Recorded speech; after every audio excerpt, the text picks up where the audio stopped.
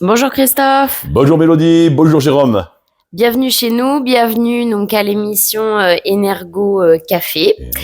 D'habitude, c'est toi qui interroge les autres thérapeutes, et aujourd'hui, on avait envie que ce soit toi qui sois interrogé. Qu'en C'est penses-tu? c'est gentil, ça me plaît. T'es comme ça, en plus, moi, tu sais, je suis comme le tambour de Cassis, hein, tu me mets un franc pour commencer, 5 francs pour m'arrêter. Donc c'est vrai que je vais me régaler à partager avec vous ce petit moment. Bon, super.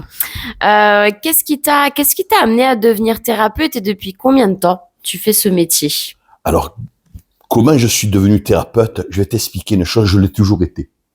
Alors, je suis d'une descendance familiale de thérapeutes déjà. Dans mes ancêtres en Bretagne étaient déjà des thérapeutes du côté de ma maman, ils étaient tous thérapeutes. La grande tante tirait les cartes, le grand-père soignait, il était magnétiseur, il enlevait le feu. Donc je pense que dans mon passé et dans mes ancêtres lointains, j'étais déjà thérapeute. Et je l'ai toujours été depuis tout petit. J'ai toujours mis les mains sur ma mère et mon père. J'ai toujours aimé ça, masser, toucher. C'était ma passion. Et j'ai jamais été comme mes frères. J'étais vraiment différent. Je suis d'une famille assez nombreuse. Et j'étais différent. J'ai toujours vu les choses différemment. L'énergie, pour moi, j'ai toujours vécu. J'ai toujours ressenti les choses. Mon père disait toujours à ma mère, je crois qu'on a fait un fada. Il disait à la Marseillaise, parce que mon père était marseillais. Et c'était pas péjoratif pour lui, mais j'étais vraiment, vraiment, vraiment différent. Et toute ma vie, cette différence, eh bien, ça a été, je l'ai cultivée inconsciemment, parce que j'aimais tout ce qui était surnaturel, l'énergie, l'amour. Je comprenais jamais pourquoi les gens étaient méchants. C'est ça, j'ai jamais compris ça. Et je comprenais pas pourquoi les gens souffraient. Alors ma mère, qui était très religieuse, elle me dit mais c'est comme ça, Dieu va faire ceci, va faire cela. J'ai toujours aimé l'holistique, le divin, etc. Mais tout ce que ma mère m'apportait dans sa croyance m'a nourri à un certain moment, mais à un moment, je me suis senti dans un vide abyssal. Ça me nourrissait plus. Alors mon père et ma mère, ils se sont deux personnes opposées, et je remercie de m'être réincarné dans cette famille, parce que deux personnes opposées, mais vraiment opposées, mais qui m'ont permis de trouver un équilibre. Mais le côté que j'aimais chez ma mère, c'est ce côté divin, la Bible, les recherches divines, etc. Et comme je te disais, à un certain moment de ma vie, j'ai senti qu'il y avait plus rien, quoi. Ça m'apportait plus. Et les années passent, je reste donc dans la religion de ma mère, où j'étudie, etc., etc. Et puis je me marie, et quelque temps après mon mariage, je tombe malade. Et c'est une grave maladie, et j'ai eu la chance, dans mon malheur, de rencontrer un homme exceptionnel qui s'appelle Claude Sabat, qui a fait la biologie totale, et il commence à me soigner. Et en me soignant, plus il me soignait, et plus je ressentais que j'avais un besoin de toucher les gens, de comprendre pourquoi mon corps était comme ça, qu'est-ce qu'il y avait avant la mort, après la mort. Je voulais savoir tout ça. C'était fou, mais je me disais, mais c'est pas possible, quoi. Et lui, plus il me parlait de la biologie totale, et plus je me rapprochais de tout ce qui était ésotérique. Je commençais à lire les livres des kabbalistes, je commençais à comprendre la biologie totale, je commençais à fréquenter des naturopathes, des homéopathes, j'ai commencé à réfléchir sur l'homéopathie. J'ai dit, comment des petites graines comme ça, avec un peu de produit, peuvent garder en mémoire tant de solutions pour le corps. Et tout ça, ça a commencé à me travailler, j'ai commencé à travailler là-dedans, et j'ai commencé à aimer, à apprécier, et je me suis retrouvé qu'à un certain moment, toutes ces personnes que j'ai rencontrées m'ont emmené à d'autres, et qui m'ont fait arriver à une évolution, l'évolution que je connais aujourd'hui. Et ça a été le pompon, quoi. Ça a été le Graal. Et je me rappellerai toujours de ce qui m'est arrivé dans ma vie. Donc j'étais chez une naturopathe, et je vais donner son nom, c'est Josué Chiap, qui pour moi était la naturo, et une petite bonne femme exceptionnelle. Et un jour, elle me dit, bah, tu devrais aller à Marignane, il y a un gars qui vend des produits jaunes, je ne sais pas ce que c'est, va voir. Et je vais donc à Marignane, à l'hôtel. Bien sûr, j'arrive en retard, comme d'habitude, parce que ça, c'était ma passion à l'époque, arriver toujours en retard. Maintenant, je le fais plus, mais avant, oui. Et j'écoute ce gars qui parle de l'aloe vera. Mais j'avais pas compris que c'était de l'aloe vera, moi.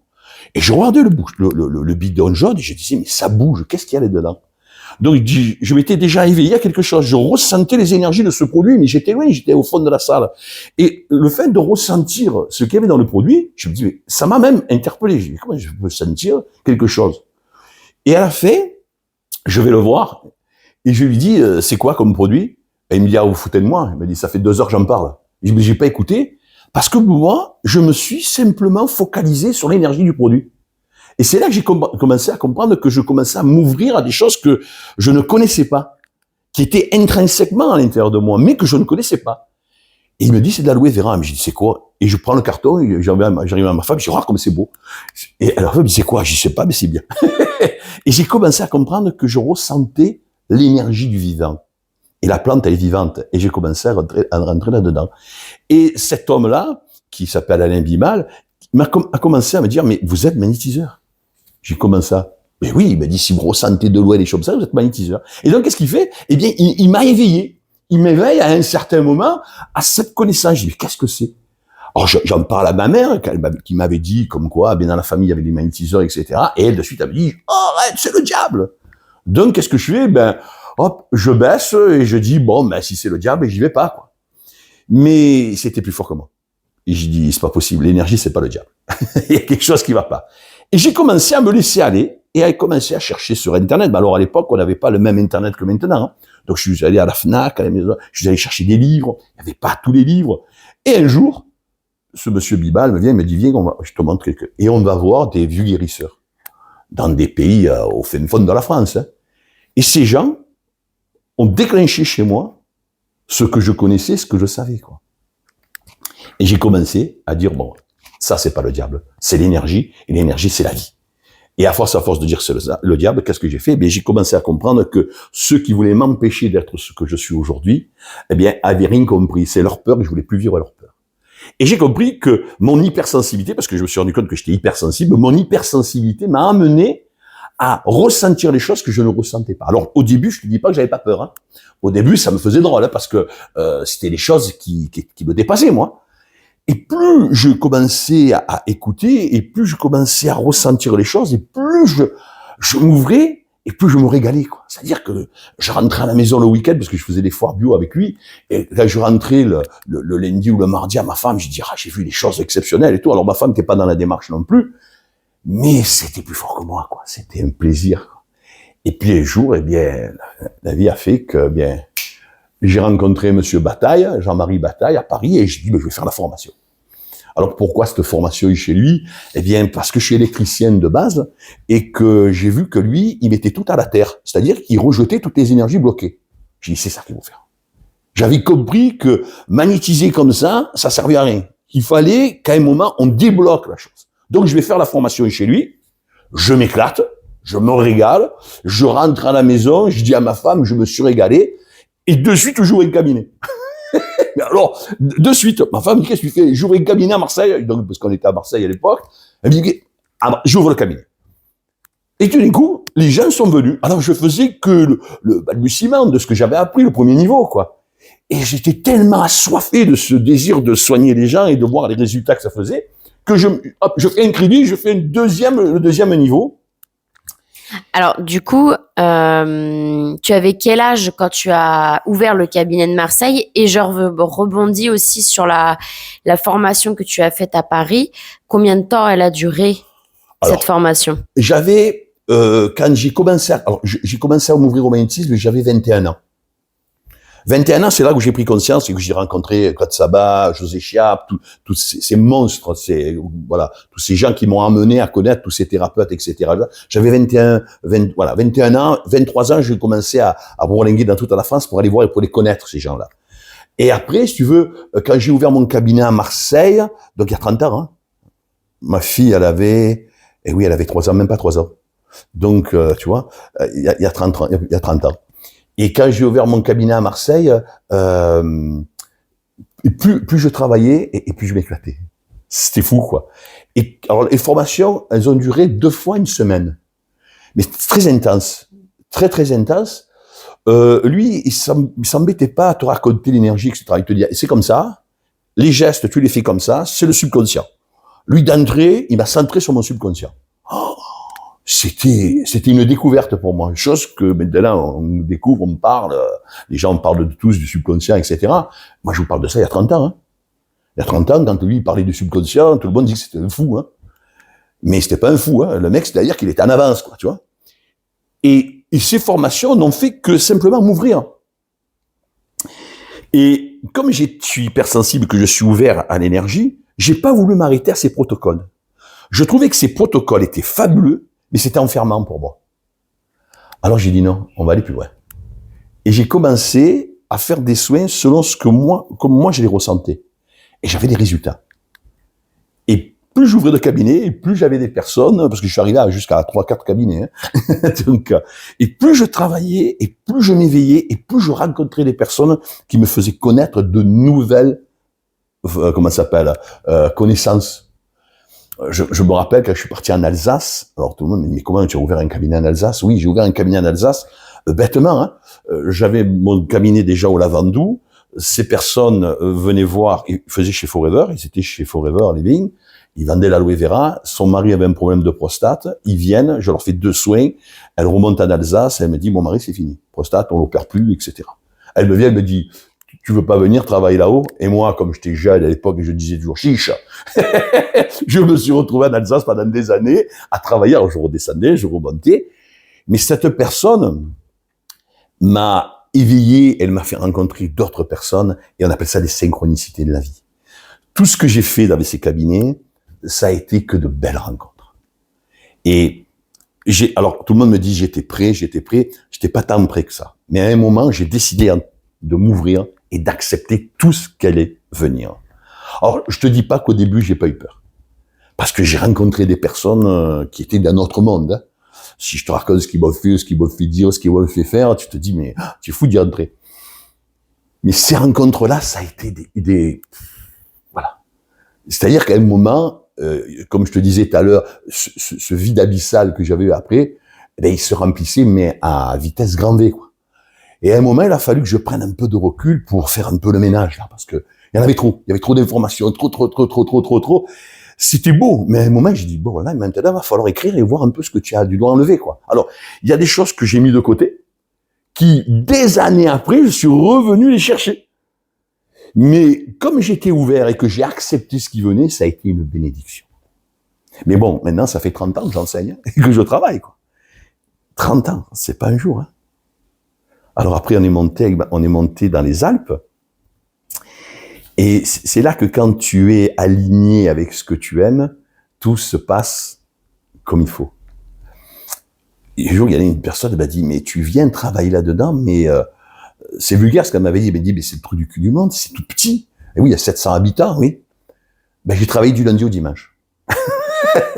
Et j'avais des patients, hein, et j'en ai fait des patients, et je travaillais, c'était exceptionnel. Là aussi, j'ai rencontré des belles personnes, etc.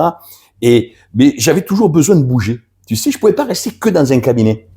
Parce que j'avais besoin de ressentir l'énergie d'ailleurs de différentes régions. Alors après, j'avais mon cabinet en Alsace, j'avais le cabinet à Ribier, j'avais le cabinet au Lavandou, au bord de mer. Et je me suis rendu compte que les gens ont les mêmes problèmes, mais avec des énergies et une vision différente. Et ça m'a nourri. Parce que j'ai essayé de m'adapter, de comprendre pourquoi et comment je pouvais appliquer la façon dont je travaillais, l'adapter à toutes ces personnes. Donc tu vois, ça a été vraiment quelque chose de nourrissant. Mais ça n'a pas été facile. Hein. Il a fallu que je lâche des tas de peurs hein, et de croyances. Hein. Par contre, ma mère me disait, c'est le diable. Hein. Donc, tous mes frères et sœurs qui étaient dans la religion de ma mère, pour vous donner un ordre d'idée, ne m'ont plus parlé. Ça fait 20 ans que plus personne me parle. Hein. Et alors, je me disais, 20 ans, plus parler, il y en a qui me disaient, mais pourquoi tu leur... C'est pas grave. S'ils ne me parlent plus, c'est que moi, je dois m'éveiller à autre chose. Donc, des fois, eh bien, il faut savoir perdre, pour recevoir des choses. Et des fois, c'est ça. Je vais éliminer ça. Ça fait peur.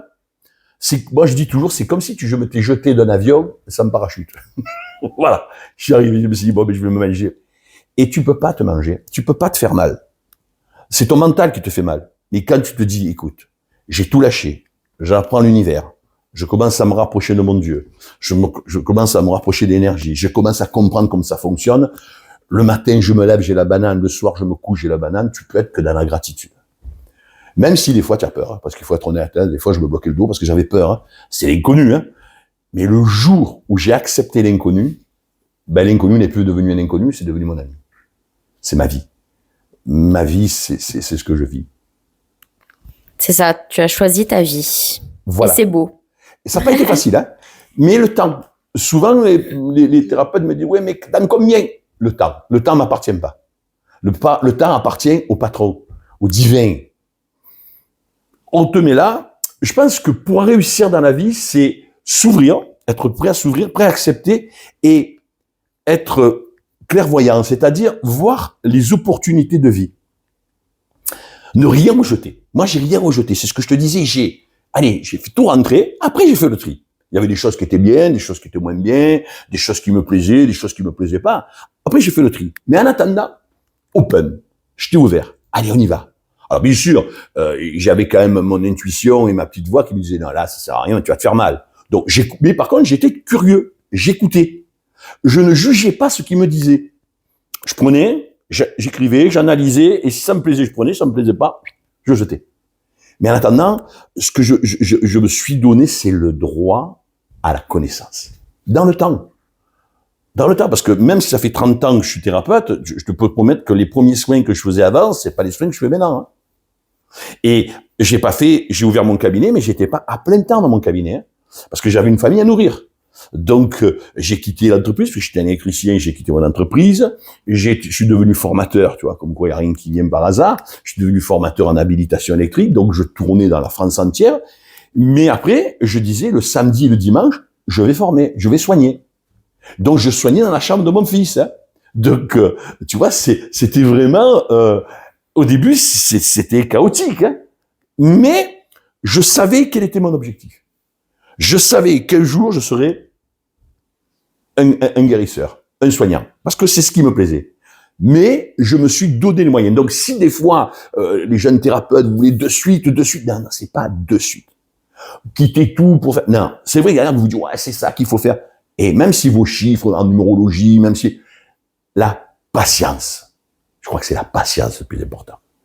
Et, rappelle-toi, hein, Mélodie, je regardais et j'étais ouvert à tout. Je ne me suis jamais rien interdit. Ma femme me disait, toi, tu sais tout et tu fais tout. Elle me dit, tiens. J'ai dit, la connaissance, elle est dans le monde, il faut aller la chercher. Tu vois? Et je regardais les synchronicités. Et je peux te dire une chose, que tout ce qui venait dans la vie, c'était simplement des synchronicités. Je prends toujours l'exemple du pulse, tu vois. Au début, tu mets la première pièce, tu vois pas le pulse. Mais à force d'être là, toujours en mouvement.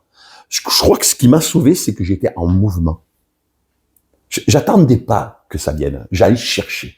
Parce que j'étais assoiffé de connaissances, assoiffé d'envie. J'avais l'envie de vivre ça. Parce que j'avais compris que c'était moi. C'était intrinsèquement là-dedans, ça bougeait. J'avais toutes les cellules qui bougeaient. Tu vois, le sang était en ébullition. Et tout d'un coup, quand je découvrais quelque chose, j'étais toujours, le soir, je priais le Seigneur et je disais, mais Dieu, mais c'est beau, la gratitude. Alors l'univers, tu mets le nom que tu veux, Dieu, l'univers, le Seigneur, tu en fous, mais la gratitude. Je me couchais, j'étais nourri. Je me levais, je disais, qu'est-ce que je vais maintenant ramasser? J'étais là, prêt à accueillir, j'allais toujours accueillir quelque chose. Donc, tu prenais, tu faisais de l'acquisition de connaissances. Donc, tu as dit sans préjugés.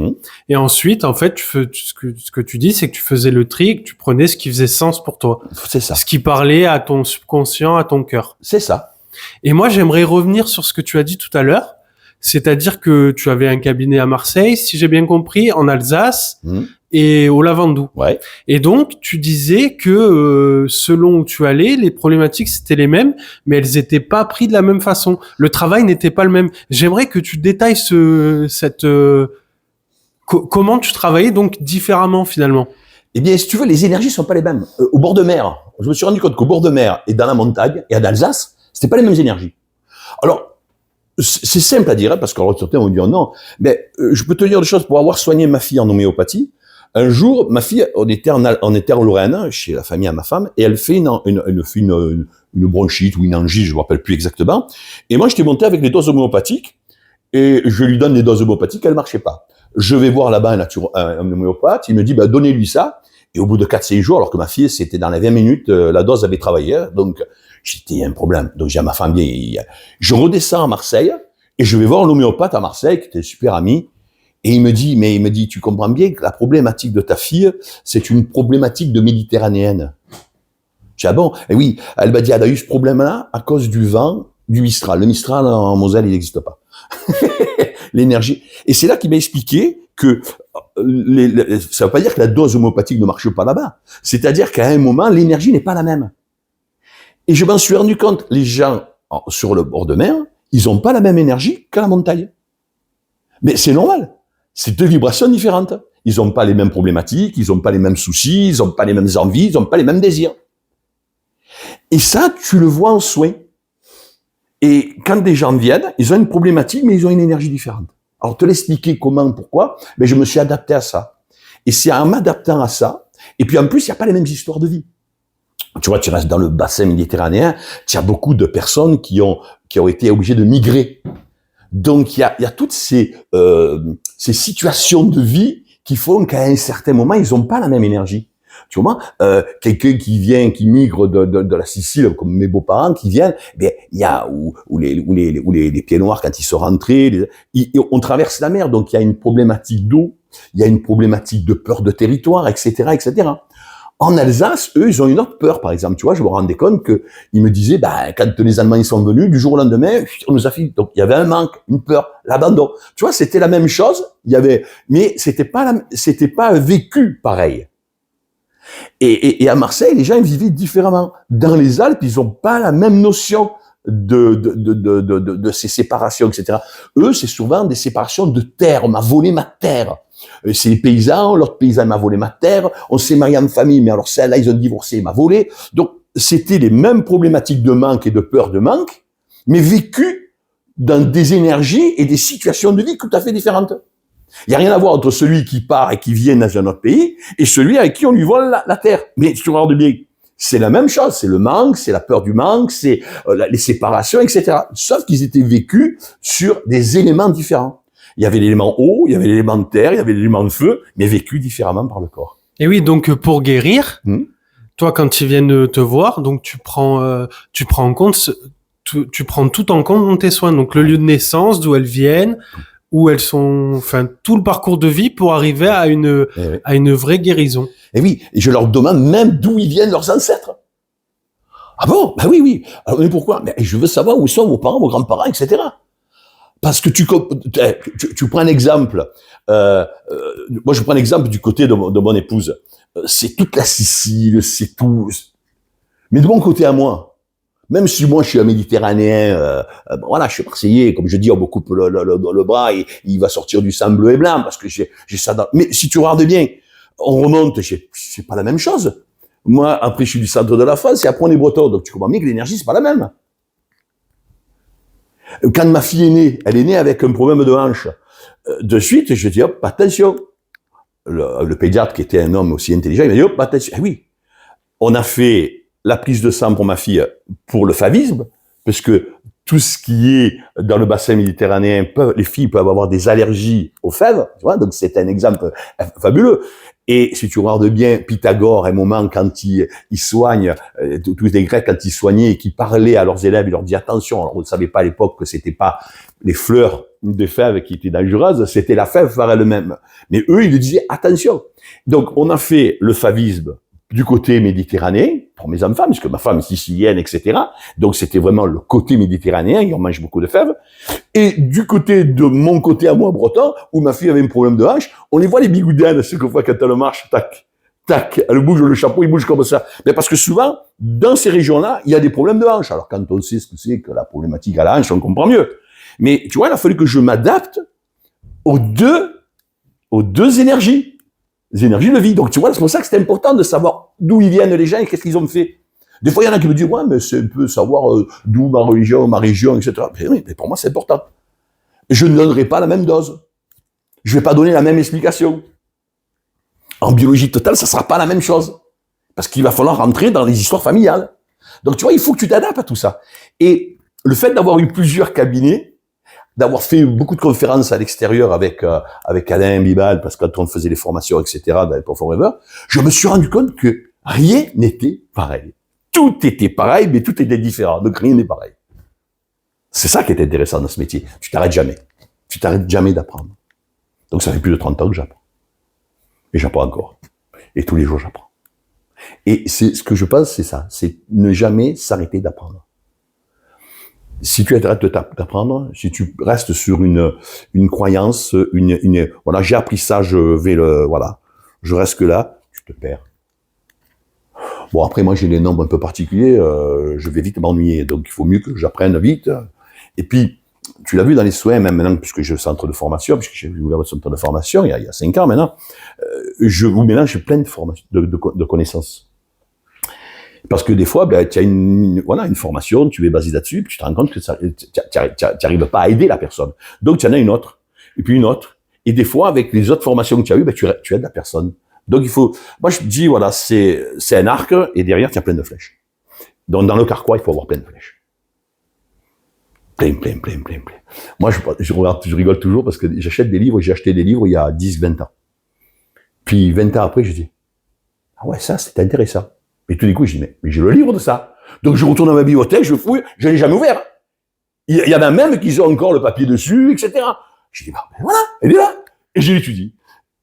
En temps voulu, il me vient des choses que j'ai besoin de savoir à ce moment-là. Donc, je les prends. C'est ça. Donc, tu vois, il faut vraiment s'ouvrir à tout.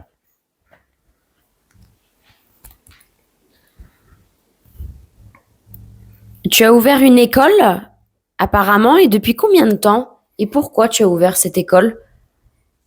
Là aussi, tu vois, tu vas apprendre ce que c'est que les synchronicités et les messages que l'univers nous donne. C'est fabuleux. Je te raconte. Mon fils, donc, fait ses études à Nice. Et donc, avec ma femme, donc, on est à salarié, on s'en va à Nice, dans le 06. Et donc, moi, j'avais le cabinet à Rivière, je venais, et puis des fois, je restais une semaine avec ma femme, et puis je remontais, et je m'ennuyais un peu, parce que moi, j'ai toujours la bougeotte, je m'ennuyais un peu. Et j'ai dit, peut-être, j'ouvre un cabinet à Nice. Alors, exactement, c'était dans un petit village, donc j'ouvre mon cabinet. Et un jour, il vient une jeune fille avec un flyer. Et elle me dit, je voudrais que vous me formiez sur ça. Et je regarde le flyer, j'ai dit, qui c'est qui vous a donné ce flyer? Elle me dit, le pharmacien à côté. J'ai dit, c'est pas possible, c'est les premiers que j'ai fait il y a 20 ans, même plus, 25 ans. Et j'en ai plus. Et j'en ai jamais donné ici. Pas de flyer. Elle me dit, pourtant, c'est lui qui me l'a donné. Alors, je peux pas te dire qui c'est qui lui a donné ce flyer et comment ce flyer est venu. Je peux pas te dire. Parce que même la photo qu'il y avait sur le flyer, c'était une photo quand j'avais mon cabinet à Marseille. Donc, tu vois, c'était même avant 20 ans que je sois arrivé. Hein. Et elle me donne ça. J'ai dit, c'est pas possible. Elle me dit, je vous dis que c'est lui. J'ai dit, bah, moi, je vous dis que c'est pas lui. Donc, à un moment, j'arrête de lui dire que c'est lui, pas lui, etc. À un moment, je dis, il y a quelque chose. Alors, moi, je lui dis, mais pourquoi vous faites pas sex bar, tous ces trucs-là? Eh bien, vous avez pas compris, je veux faire cette formation. Alors, j'ai dit, vous me laissez 3 jours pour réfléchir? Elle m'a dit, oui, bien sûr. Je rentre à la maison, je vais à ma femme, je dis, t'as un gosse qui m'arrive. Elle me dit, bah, le folle, qu'est-ce que tu vas faire? Tu vas pas t'embêter à faire une école. Puis ça me tue le pied, ça. J'ai dit, c'est intéressant, ça. Pourquoi on vient à ce moment-là me demander de faire une école avec un flyer qui a 25 ans, hein, et que la personne ne pouvait pas l'avoir? C'était pas possible. J'ai dit, on appelle ça un message. On va écouter le message. Première nuit, je dors pas trop bien, je réfléchis, etc. Deuxième nuit. Et la troisième nuit, avant de répondre à cette jeune femme, je téléphone à une copine, une patiente à moi, et j'ai dit, Christine, est-ce que il m'arrive ça et ça?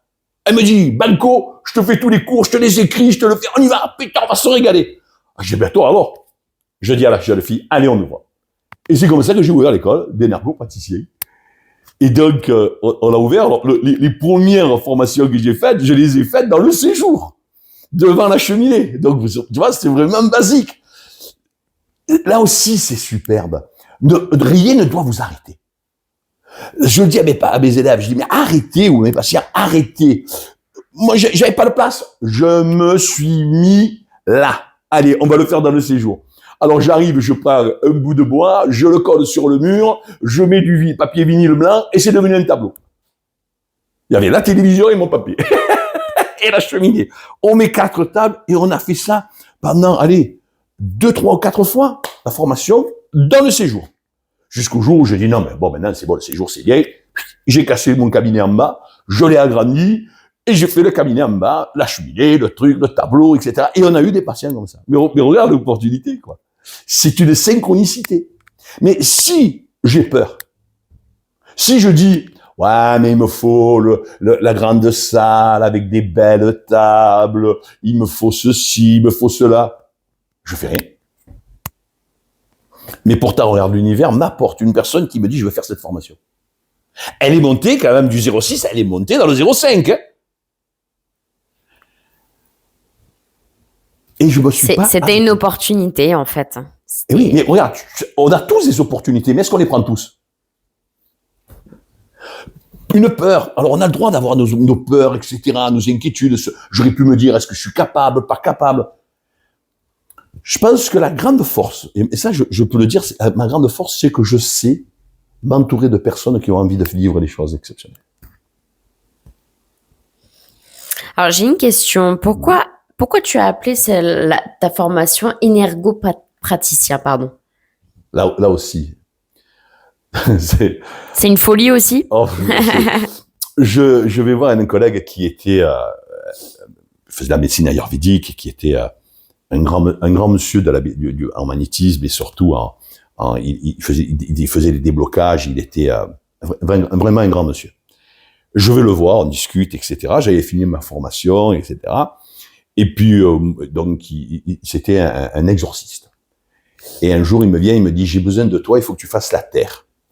Alors moi, la terre, et les clichés, je vais faire la terre, ça va. Je monte dans son cabinet, je me rappellerai tout le temps, au Pontet à Avignon, à côté d'Avignon. Je rentre, je dis, ça va, Bert? Et je me sens pris par les forces occultes et on me met par terre. Je criais, il me dit, la guerre a commencé.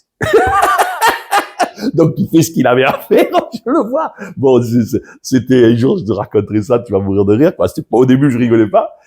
Et à la fin, donc, il fait ses rituels et tout, donc, on va manger, et puis, il me dit, tu vois, merci d'avoir fait la terre. J'ai dit, mais c'est la première et dernière fois que je te fais la terre, hein, parce que ça, c'est pas mon truc, moi. Hein. Et il rigolait. Et puis, je dis, ouais, voilà, maintenant, mon cabinet, tu vois, magnétiseur, ça me plaît de dire magnétiseur, mais, il me dit, mais non, regarde, pourquoi tu l'appelles pas énergo-praticien? J'ai dit, ben voilà. On va le garder. Et voilà comment c'est devenu énergo-praticien. C'est bête, hein. Mais là aussi, je vais vivre une situation qui est pas facile, hein. T'en compte? Je vais rentrer dans une situation, dans un truc que j'aurais jamais fait, quoi. De l'exorcisme. En plus, lui, c'était vraiment, hein. Il en est mort, hein, d'avoir. Mais, exceptionnel, quoi. Et lui, il me dit, ben non, regarde, énergo-praticien. Jouer avec les énergies. C'est pas mal, ça. Et je l'ai gardé. Et chaque fois que je dis énergo-praticien, eh bien, j'ai le souvenir de cet homme qui m'a beaucoup apporté. Tu vois, c'est la vie. Intrinsèquement, j'ai appris encore des choses exceptionnelles avec cette personne-là. Tu vois, toutes ces opportunités. Et donc, qu'est-ce qu'il y a derrière un énergopraticien? Qu'est-ce que c'est? Un énergopraticien, c'est un magnétiseur. Mais c'est un magnétiseur qui va comprendre comment fonctionne l'énergie. Si tu veux, énergopraticien, donc là maintenant tu sais ce que c'est, mais en vérité, pour moi, un magnétiseur, c'est pas une personne qui va imposer les mains. Parce que, comme je le dis dans mes formations, à l'origine, quand même, je suis un électricien. Et l'électricien, ça met tout à la terre. Hein. Pour moi, l'énergie, elle doit être toujours en mouvement. S'il y a un blocage énergétique, automatiquement, tu as une souffrance. Ce blocage énergétique peut venir d'un choc émotionnel, d'un problème spirituel, d'une coupure avec ton divin. Donc, le but d'un magnétiseur, d'un énergopraticien, c'est de travailler sur ces 3 points. Le spirituel, l'émotionnel et le physique. Mais avant de travailler le physique, je vais toujours voir l'émotionnel. Et je vais voir tout le temps, et tu l'as vécu toi, Jérôme, puisque tu es venu en formation, je vais toujours voir si entre le haut et le bas, entre le Dieu Mère, le Dieu Père et le Dieu Mère, il y a un équilibre. Si tout est fluide. Et souvent, c'est parce que ce n'est pas fluide que les gens ont des problèmes. Donc, un magnétiseur énergo-praticien, eh bien, il travaille sur ces 3 domaines. Et si tu veux, quand je fais les fleurs de bac, quand je fais on travaille sur la gémothérapie, l'homéopathie, etc., je travaille toujours sur ces 3 domaines. Je donnerai jamais une dose homéopathique à un enfant ou une fleur de bac ou une gémothérapie à un enfant si je ne connais pas ces 3 domaines. Voilà pourquoi. Et tu vois, pour moi, je charge jamais. Très peu. Des fois, les gens ils me disent, mais tu es pas fatigué d'avoir donné de l'énergie? Alors moi, je leur dis toujours, je suis très radin, je vous donne rien. Je travaille avec votre énergie. La mienne, vous n'avez pas besoin. Pourquoi? Parce que quand tu as débloqué, tu as enlevé le barrage, l'énergie, elle se remet en marche. Donc, enlever l'énergie, faire le déblocage avec les gestes que j'ai appris avec Jean-Marie Bataille et que j'ai amélioré, si tu veux, c'est les mettre à la terre. Comme je suis électricien, moi, je mets tout à la terre.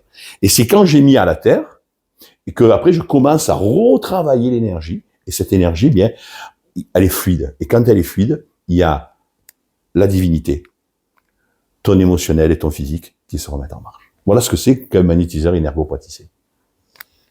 Merci Christophe. Justement, quelles sont tes méthodes et comment réalises-tu un soin chez toi? Là aussi, j'aime pas trop les protocoles. Je suis embêté parce que moi, les protocoles, alors je explique, les gens me disent, vous n'êtes pas hypersensible. Oui, je suis très sensible, je suis hypersensible. Et à l'école, je suis parti et je ne supportais pas les protocoles de l'école. Pour te donner mon parcours de vie, alors après, quand je les ai étudiés, c'était encore pire quand j'ai fait avec Claude Sabat et il m'a fait comprendre pourquoi je m'étais cassé le bras gauche, etc., avec José Chappe. J'ai compris pourquoi. Mais tu vois, à l'école, quand je rentrais à l'école, comme disait Coluche, moi j'avais déjà su lire le panneau. École d'Angers. Ça veut pas dire que j'ai pas voulu que mes enfants fassent des études, ils en ont fait, hein. Mais je leur ai toujours donné l'équilibre entre l'enfermement et la liberté.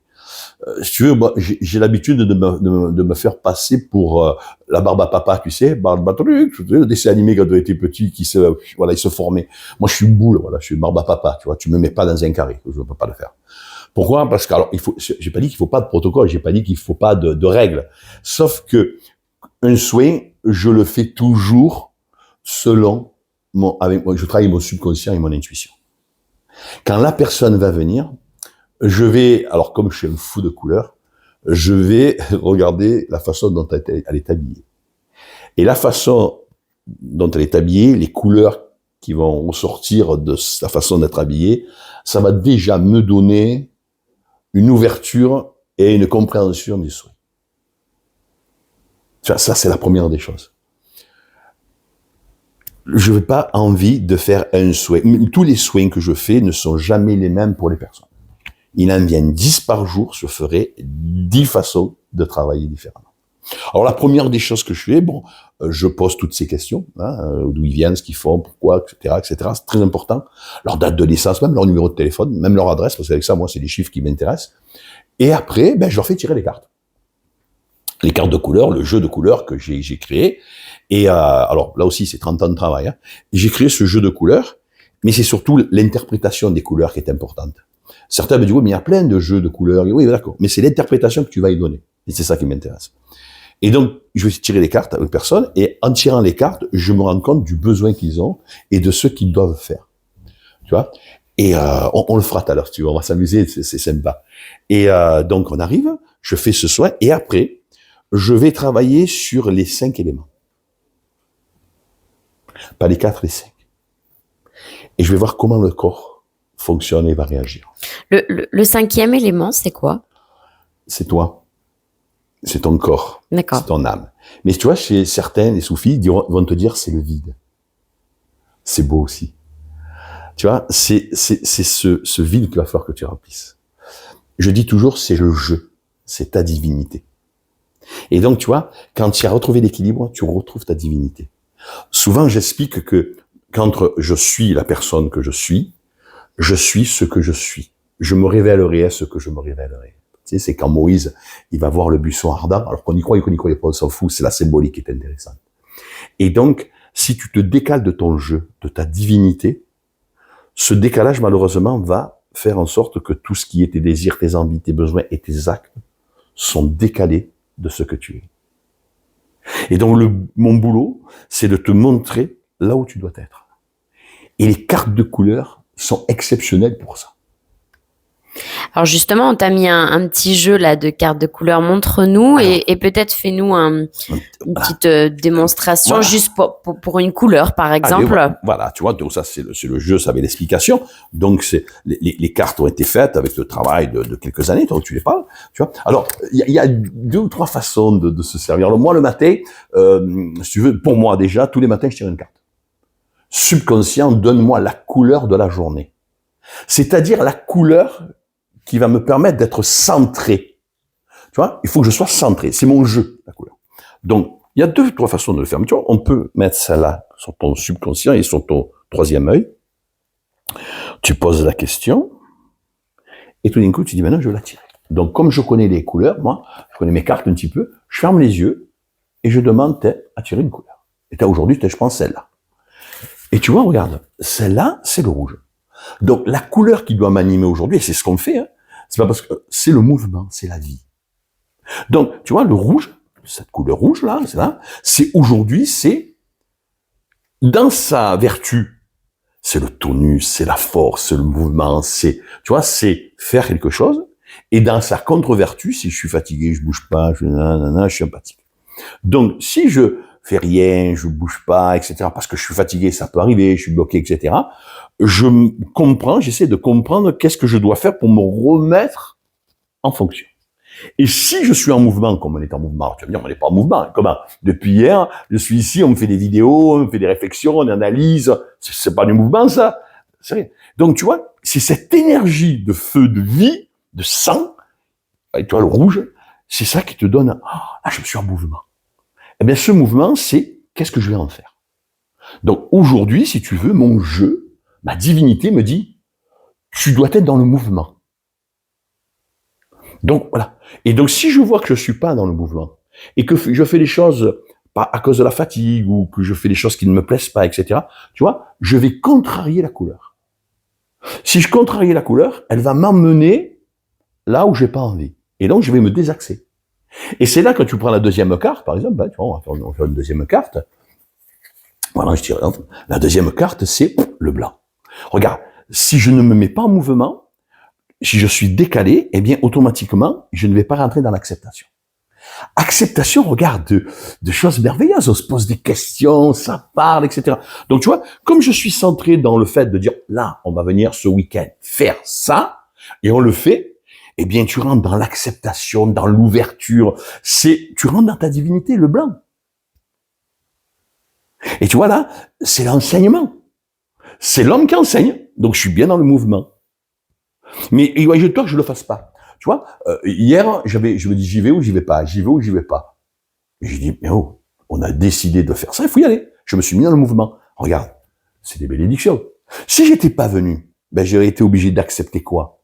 Que j'ai rien fait. Je l'aurais accepté, mais je me serais décalé. Et la 3e carte, on va le prendre au hasard, tu vois, tout d'un coup, c'est le pourpre. Je me serais enlevé de mes racines. Aujourd'hui, je suis dans le mouvement. Qu'est-ce que je fais? Eh bien, je parle de ce que j'aime. Tu te rends compte, là?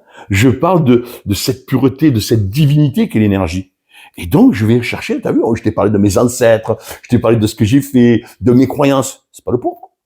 Donc, je suis, tu vois, là, bien équilibré parce que je travaille la vertu de ces couleurs.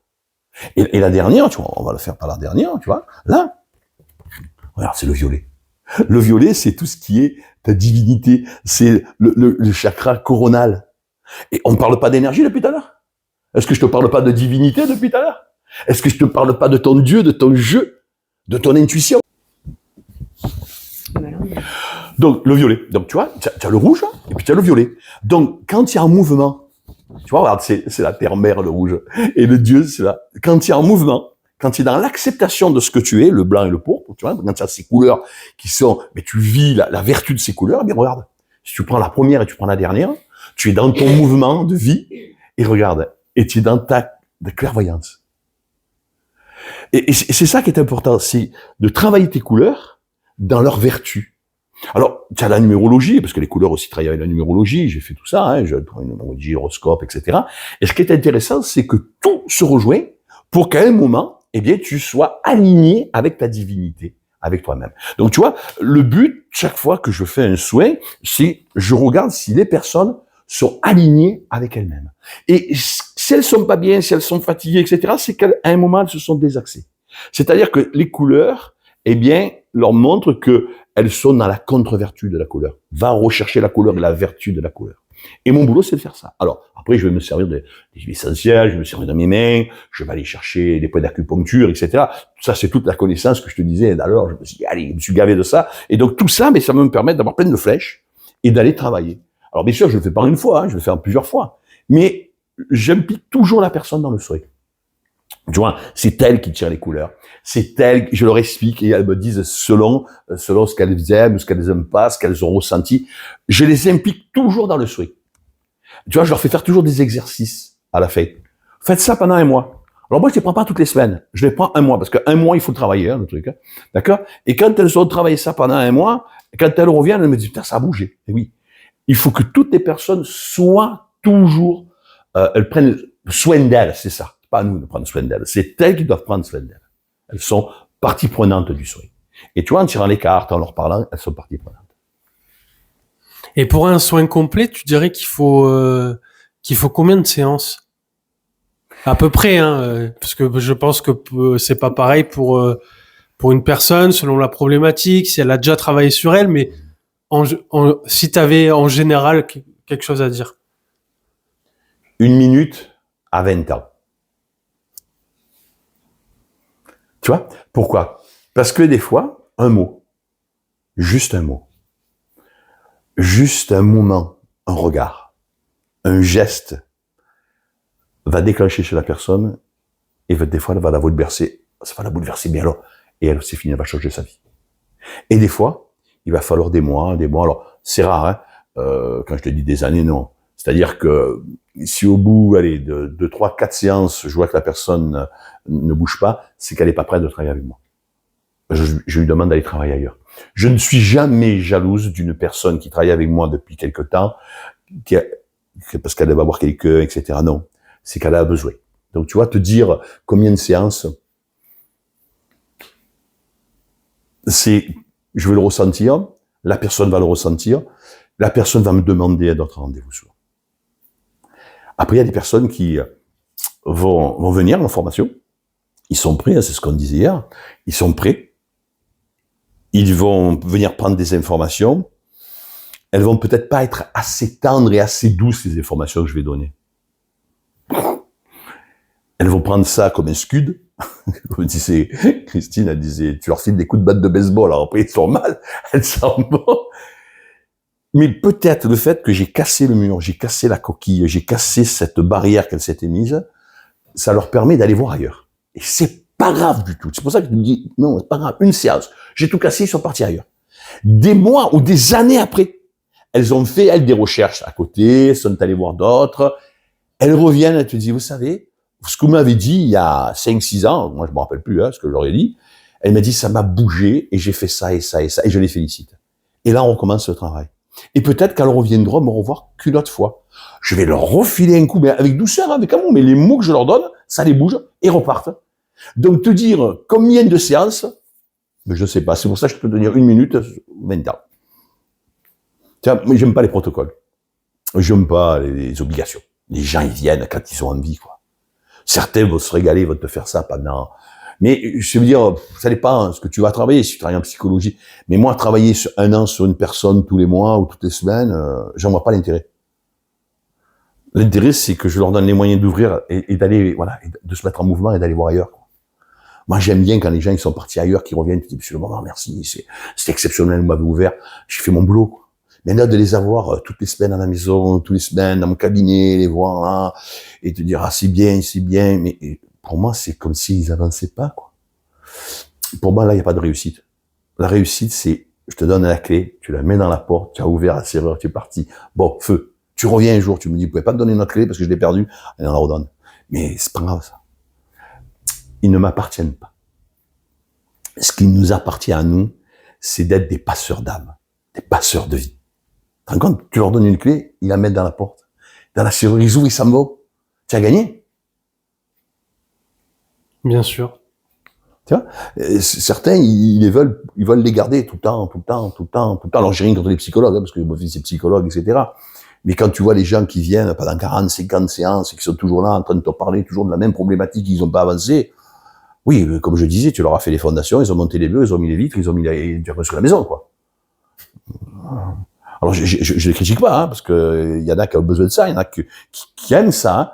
Moi, je pourrais pas. Non. À un moment, même moi, je discutais avec mon fils, il me dit, non, à un moment, on a fait le tour, il faut que les gens, ils passent à l'acte, quoi. Ils se mettent en mouvement. Parce que si tu es toujours en train de faire du blablabla, tu te fais plaisir à toi, quoi.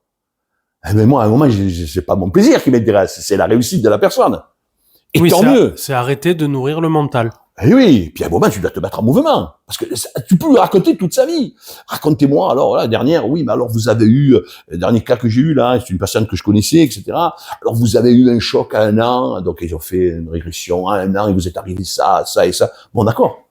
Puis moi, à la fin, je dis, bon, maintenant, vous savez qu'à 1 an, il vous est arrivé ça, qu'est-ce que vous faites? Parce que là, vous n'avez pas 1 an, vous en avez 35. On va rester toujours sur 1 an. Ah oui, ben voilà, donc qu'est-ce qu'on fait maintenant? Parce que moi, ce qui m'intéresse, c'est, tu m'as donné l'information, qu'est-ce que j'en fais? Si toute la journée tu dis, ah oui, mais alors, il y a 1 an de ça, quand j'avais 1 an, il m'est arrivé, alors qu'est-ce qui vous est arrivé? Eh bien, quand ma mère est allée chez le dentiste, elle m'a laissé chez mes grands-parents et je suis tombé dans les pommes. Parce que j'ai vécu l'abandon.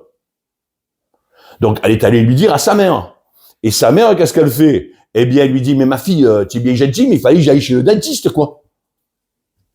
Ah oui, elle me dit, alors qu'est-ce que j'en fais de ça? Et je dis, ben, si on travaillait le rejet, l'abandon, mais différemment, non? Ah oui, voilà, parce que tu as 37 ans, quoi, tu as plus 1 an, quoi. Mon boulot, c'est, voilà, le boulot des énergopraticiens, c'est de pas les enfermer dans des questionnements, etc. C'est les libérer de leur mental, ce que disait Jérôme. C'est les libérer de leur mental. Et ça, je crois que c'est le plus important. Tu vois? C'est leur donner allez, action. Moi, c'est ça qui me plaît. Tu vois, quand on prend la couleur rouge, là, c'était, mettons en mouvement. J'adore mettre les gens en mouvement. Ou j'adore aussi de dire, non, là, vous êtes trop en mouvement, on va se calmer. C'est toujours trouver l'équilibre. Rappelez-vous la couleur, le yin et le yang, c'est le noir et le blanc. Mais regarde, ils sont en équilibre. Tu en as vu une, mais regarde, dans le noir, il y a des taches de blanc, et dans le noir, il y a une tache dans le blanc, il y a une tache de noir. C'est-à-dire qu'il y a un équilibre à avoir. Et le but d'un énergopraticien, je crois que c'est de trouver l'équilibre. De les aider à trouver l'équilibre. C'est pas toujours facile. Mais, voilà, il faut enlever son ego et ne pas penser que ce sont nos patients. Ce sont des voyageurs d'âme qui viennent s'asseoir chez toi à un moment où tu leur donnes un ticket de voyage, tu vois, tu leur fais le billet d'avion et ils s'en vont voyager. Et un jour, peut-être ils reviennent, ils ont fait le tour du monde, ils reviennent te dire, ah, j'ai voyagé, merci monsieur. Et tu dis, ben, on va retourner voyager. Et d'autres qui restent à l'aéroport. Eh ouais, nous, on reste toujours à l'aéroport. Le problème, c'est que, comme tu dis, nous, on leur dit au revoir. Passez de bons congés, vivez les bains. Mais nous, on l'a fait. Nous aussi, on s'est mis dans un avion. Nous aussi, on est parti. Nous aussi, on a fait le tour de nous-mêmes. On est allé chercher en profondeur ce qui nous faisait mal. Donc, nous aussi, on a voyagé. Mais j'aurais pas aimé rester que sur une personne. Comme je te disais tout à l'heure, j'ai rencontré des centaines de personnes qui m'ont éveillé, qui m'ont ouvert. Je me suis régalé. Mais tu te rends compte que si j'étais resté que sur une personne? Oh, quel ennui. Mais j'aurais pas voyagé. Je n'aurais pas voyagé à l'intérieur de moi, je ne serais pas allé chercher ma divinité, je ne serais pas allé chercher le Christophe que je suis aujourd'hui, et qui n'a pas fini de progresser. Hein. Parce que je pense qu'on progresse jusqu'à 99 ans, 3/4. Après, il faut arrêter. Après, il faut passer avec tu es dans une autre divinité, tu t'en vas. Ok. Alors, je voulais revenir à la formation que tu fais. Quel conseil donnerais-tu à un jeune thérapeute qui veut se lancer et qui souhaite venir du coup se former chez toi, avec toi? Qu'est-ce que tu as envie de changer dans ta vie? Parce que si tu viens chez moi dans mes soins, dans mon école d'énergopraticienne, si tu viens pour apprendre une méthode, c'est bien. Tu vas l'apprendre la méthode, je te donne une méthode. Mais moi, la première des questions que je te pose, qu'est-ce que tu as envie de changer dans ta vie? Parce que comme tu vas travailler sur ton subconscient avec moi, et on le voit hein, dans les soins, les 3 premiers jours de la formation, il y a beaucoup de pleurs et de larmes et de cris. Souvent, il y a même des thérapeutes qui viennent. C'est toi qui cries ou non, c'est eux qui se mettent à pleurer. Parce que à un moment, si tu veux, les 3 premiers jours, le premier niveau, c'est pas pour apprendre à changer les autres, c'est pour apprendre à te changer toi. Le premier niveau, c'est un bouleversement de ta vie. C'est-à-dire que tu vas prendre conscience que tu peux être un très bon thérapeute, un très bon acupuncteur, etc., etc. Mais là, tu vas être face à toi-même. Et quand on va travailler avec notre subconscient, il va avoir des gestes un peu particuliers. Alors, tout le monde me dit, ils sont durs. En vérité, c'est pour que tu te recentres sur toi, que tu ailles voir ta divinité et que tu te mettes dans ton jeu. Et ça, c'est souvent pas facile. Donc, si tu viens dans mon école, c'est qu'est-ce que tu as envie de vivre et de changer dans ta vie. Je pense que c'est la première des choses. Apprendre le métier, ça, tu vas l'apprendre, tu vas t'éclater. Mais avant de l'apprendre, il va falloir que tu te recentres sur toi.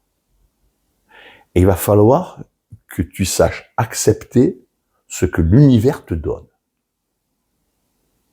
Et des fois, on n'est pas prêt. Et Christine, souvent, elle faisait le tampon parce qu'elle se mettait à pleurer, les filles qui étaient déjà des thérapeutes. Elle dit, j'y arrive pas, elle pleurait, elle voulait partir, elle voulait abandonner. Alors, c'est pas que c'est dur. C'est que c'est dur de se centrer devant soi-même. Parce que là, tu es livré à toi-même.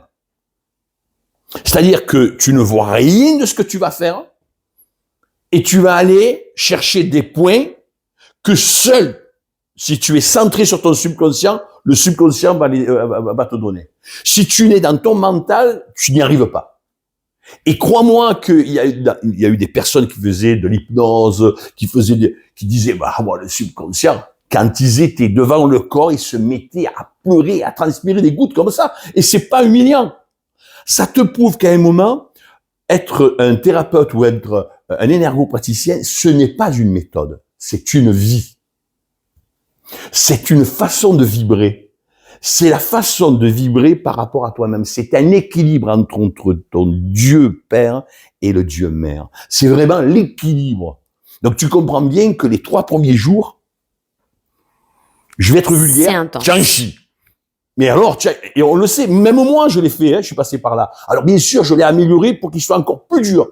Pas pour que les gens loupent, mais pour que quand ils aient le déclic et que d'un coup, ça y est, ils ont compris, subconscient, ils sont dans leur subconscient et vraiment centrés, tout vient.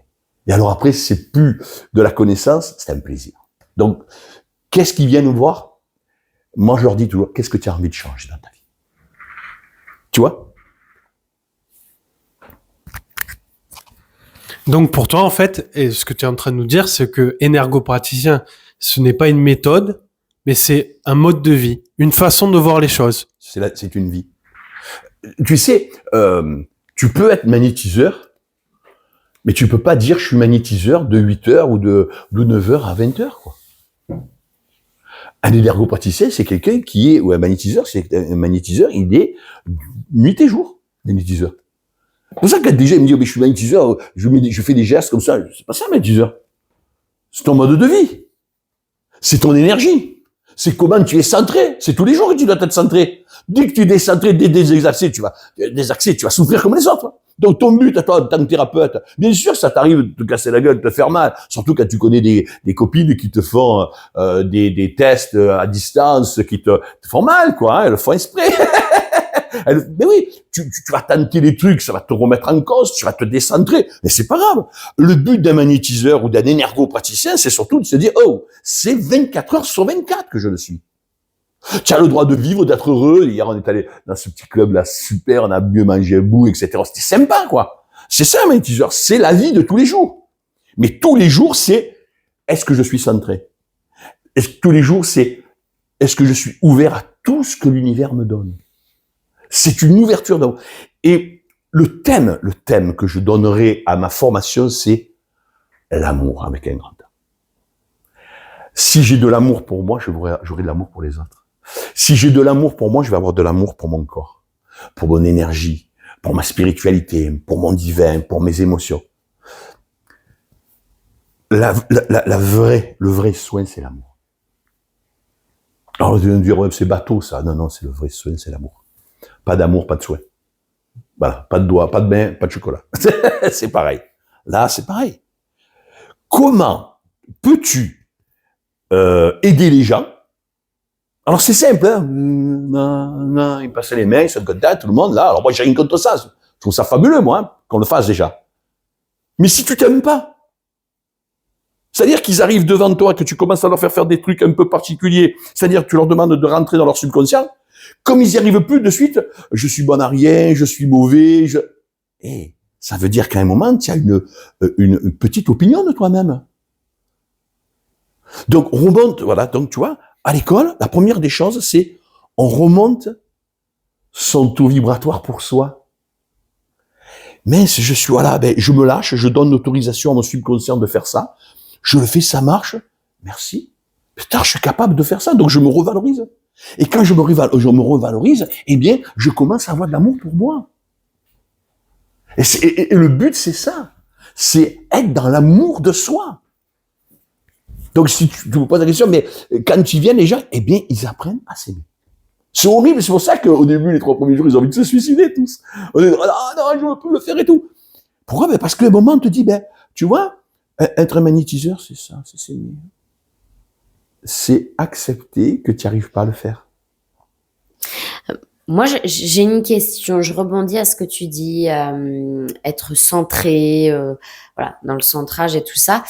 Mais comment sait-on quand on est dans le subconscient ou dans le mental? Qu'est-ce qui différencie cette différence? D'accord. Eh bien, quand tu es dans ton mental, tu souffres. Quand tu travailles avec ton subconscient, tu as la solution. Regarde, c'est simple. Tu es dans ton mental, tu vas faire travailler ton mental. Et là, ceci, si j'avais des pensées, voilà, de toutes ça va sortes, déborder, quoi. Tu vas avoir des émotions. Le petit vélo. C'est plus un vélo, c'est le Tour de France, quoi. Tu as le peloton, quoi, tu vois. Tu es là, tu te mets le maillot jaune et tu vois, là, tu es le premier, hein. J'ai gagné le Tour de France. Alors, ça veut pas dire que c'est pas bon de réfléchir, hein. Parce que moi, je suis un homme qui suis toujours là. Ah, ça c'est bon, ça c'est bon. Mais, là, le gars qui est centré, il va réfléchir, il va se centrer. Ah, ça c'est bien. Il va pas se prendre la tête. Ça va pas rentrer dans une émotion. Ou alors, si ça rentre dans l'émotion, c'est l'émotion de joie. Oh, je vais y arriver. Maintenant, si tu es toujours en train de dire, ouais, mais ça, alors je suis ceci, je suis cela, là, tu es dans ton mental. Ton corps va te le rappeler, tu vas te bloquer, tu vas avoir des émotions, tu vas avoir des sensations horribles, etc. Tu vas péter le boulot, tu vas faire des burn-out, des dépressions, tu vas faire des cancers, tu vas faire des blocages dans ta vie, le genou, les pieds, tout ça. Alors il y en a qui vont te dire, oui, mais j'ai mis des semelles, après les semelles, ils se mettent aussi, après ils mettent les chaussures, après ils mettent tout, quoi. Ils se surélèvent, mais ils sont toujours dans la problématique. Parce qu'ils sont dans le mental. Conscient et inconscient. D'accord? Celui qui est avec son subconscient, il va toujours être centré. Il a un problème. Au lieu de se poser la question, où est la réponse? C'est subconscient. J'ai telle situation. Donne-moi la réponse qui va être adaptée à mon besoin. Là, tu te poses plus de questions. Tu as envoyé le message à l'univers, à ton subconscient. Lui, il va aller chercher dans la bibliothèque et il va te dire, il est là. Mais si tu es dans ton mental, il va te donner la solution. Mais comme tu es dans ton petit vélo, dans ton mental, etc., tu vas pas l'avoir. C'est pour ça que des fois, on passe à côté d'événements de vie, de synchronisation. Pourquoi? Mais parce que tu es dans ton petit vélo. Tu es dans ton mental. Et quand tu es dans ton mental, tu es désaxé.